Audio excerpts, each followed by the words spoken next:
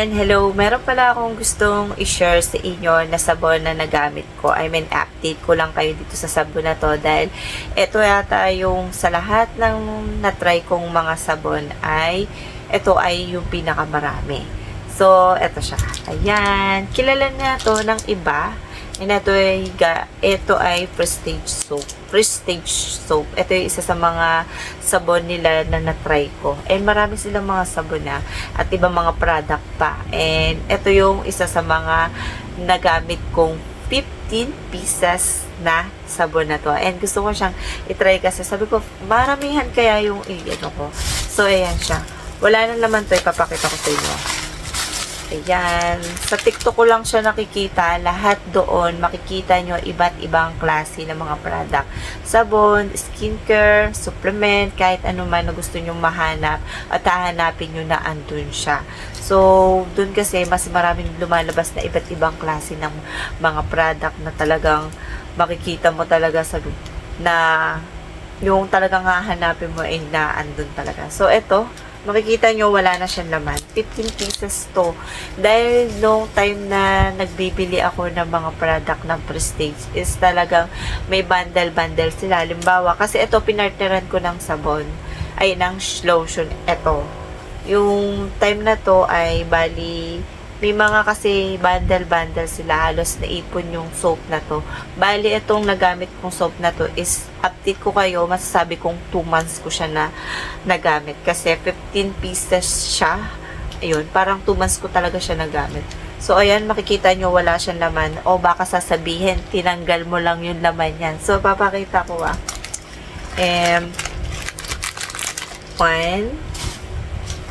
and 2. Ayan, dito. 3. Ayan.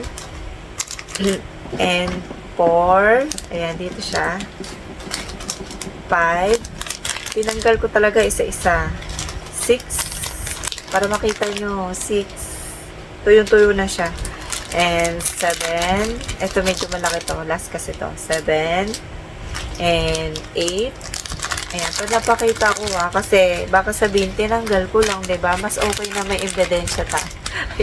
Siyempre, nagre-review kasi tayo ng mga product, kailangan talaga ipakita kung talagang ginamit mo siya. Ayan. And, ayan, 13, and 14, and 15.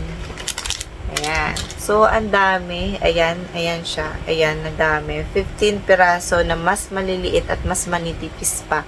So, ayan, yung kulay nito ay orange. Tapos, may parang ganito siya. Ayun, yung parang gano'n na nakaiwalay na ano. Orange siya, na amoy mabango siya. Amoy kojic na parang amoy orange. Ayan, mabango to. And ito yung isa sa mga nagustuhan ko dahil papaya siya na may milk siya. And ginamit ditong milk ay goat milk. Ayan, na nakalagay rito. So, ito yung ingredients niya. Ayan. And ito ay, meron siyang niacinamide, kojic acid, difalfitate, papaya, extract. Ayan. Mga katulad ng mga ganun. Ayan. Isa sa mga maganda dito ay nakakaputi siya and ano ba to? Smooth tsaka nakakalambot ng balat. So, pag ginamit ko sa mukha is ganito lang gagawin mo. Bula lang, hindi mo kailangan ganun-ganunin. Tas dahil masisira at ma-irritate yung barrier skin mo. So, ako ganun lang. Bula lang, tas ganun, papabulain mo lang. Kung gusto mo ibabad, hindi naman siya mahapdi sa face. And after mo mabanlawan, hindi siya banat. Kasi yung iba, nag-expect na banat yung yung isang sabon. Kasi yung iba, sa kojic mo mararamdaman yung ibang kojic na sabon is talagang banat na banat. Para sa akin, hindi siya maganda pag sobrang banat na banat. Para sa akin, ewan ko lang sa iba kung gusto nila banat na banat. Kasi pag sobrang banat, pwedeng super maganon. Tapos magkakaroon siya, hindi mo mararamdaman na parang may nabukang skin na mas manipis. Tapos halimbawa gumamit ka ng skincare or toner and mahapdi na. ayun kasi na-experience ko. Ewan ko sa iba, hindi ko lang sure may iba-iba naman kasi tayo ng paggamit ng mga skincare or kahit ano man, diba? So, ako, ayoko ng mga sobrang banat na banat. Siguro may time na banat, pero pagka sobrang banat na banat, gamitan mo ng moisturizer or kaya soothing gel. Kasi para sa akin, hindi maganda yung super banat na banat sa skin. Kasi may banat na banat talaga, pag gumanon ka, masakit, diba? Ayan. And, ano nga ba gamit ko dito sa sabon? Ay, pinartner ko sabon, ay, lotion dito is eto yung Prestige nila na gamit na gamit at maraming super duper pinaputi at pinaganda ng skin na to, ng sabon, ng lotion na to. Ito naman ay niacinamide for skin whitening and moisturizing. Ayan, maganda naman ang ano nito, ang resulta. Marami ako nag-review ng mga ano ng Prestige. Ito naman ay 250 ml. Wala na itong laman. Ayan. And stop na ako sa paggamit ng ano. And amoy nito, super formal na amoy. Parang amoy lavender na amoy pag-perfume na magugustuhan mo talaga kahit di ka na mag-perfume.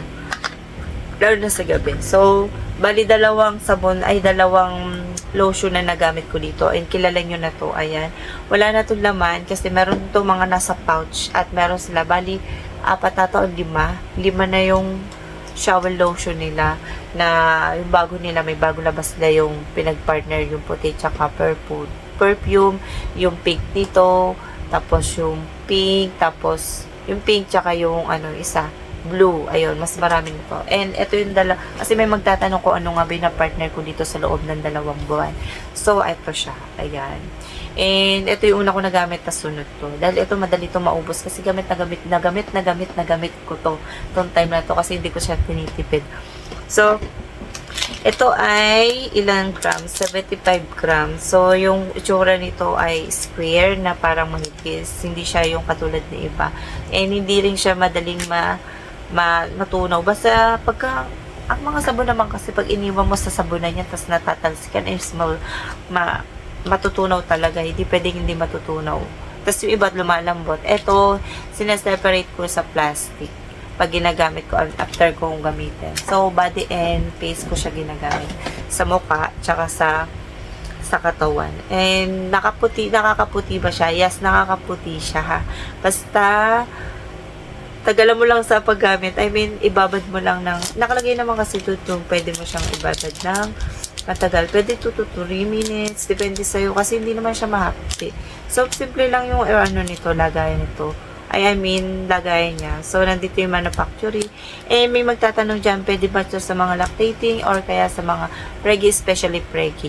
Magtanong muna kayo sa inyong OB kung anong klaseng ibibigay sa inyong pwedeng paggamit. Pero kung gusto nyo ipakita yung isang product, kung magtatanong kayo, ano ba, gusto ko to gamitin, sasabihin nyo lang ganun, and ipapakita nyo, nahahanap kayo, halimbawa wala pa kayong ganito, nahahawakan, pwede kayo mag-search kung ano yung mga nasa likod ng ingredients, kasi sila lang nakakaalam kung ano yung mga bawal sa mga freaky. So, ayun, and natapos ko talaga to, and 15 pieces sa lahat ng mga na-try ko na sabon. Ito yung pinakamarami kong nagamit. Dahil siguro nag-sale sila, tapos nagamit ko. Ako lang naman kasi talagang gagamit talaga ng lahat ng ginagamit kong product. So, ayun. And, mahapdi ba siya sa face? Hindi. Sa katawan, hindi naman. And, wala naman na akong bad experience sa sabon na to. And, maganda naman siya malambot. And, talagang, hindi siya dry sa skin ha, pagka ginagamit. Merong sabon na dry sa skin ha. And, mas okay na gumamit kayo ng lotion. So, ito yung ginamit kong lotion. Nakaputi din to sa akin itong dalawang to. Ito naman kasi ay niacinamide, collagen, and glutathione. And gusto mo ng collagen, niacinamide, glutathione, nandito na. So, ito, kung gusto mo ng moisturizing sa skin, tsaka whitening, and niacinamide, na uso na niacinamide, dito ka. Pero, pares lang to maganda. So, etong to, na-share ko lang to dahil may nagtatanong sa akin kung ano nga ba yung nagamit kong sabon na matagal. So, may nagtatanong pa rin kung ano nga ba yung pinakamagandang nagagamit kong sabon or lotion. Kasi makikita nyo naman sa mga vlog ko ay lotion or sabon yung makikita mo, kundi naman skincare. So, ayun, binigyan ko lang to ng pinaka-final review after 2 months. Maganda siya sa skin. So, ayan, nagpapainit din naman ako sa part na ano yan. Medyo madilim-dilim, ayan. makikita nyo to sa liwanag. So, ayan, ilalagay ko na lang dyan para makita nyo. Pag nandito kasi sa mukha ko lang ay maliwanag. Ayan. Diba? Makikita nyo naman na liwanag. Wala pa lang nakalagay sa face ko. So, ayun lang yung masasabi ko dito and in-update ko lang. Ito yung isa sa mga magandang sabon na na-try ko sa first stage. So, ayun lang masasabi ko and see you next vlog. Bye!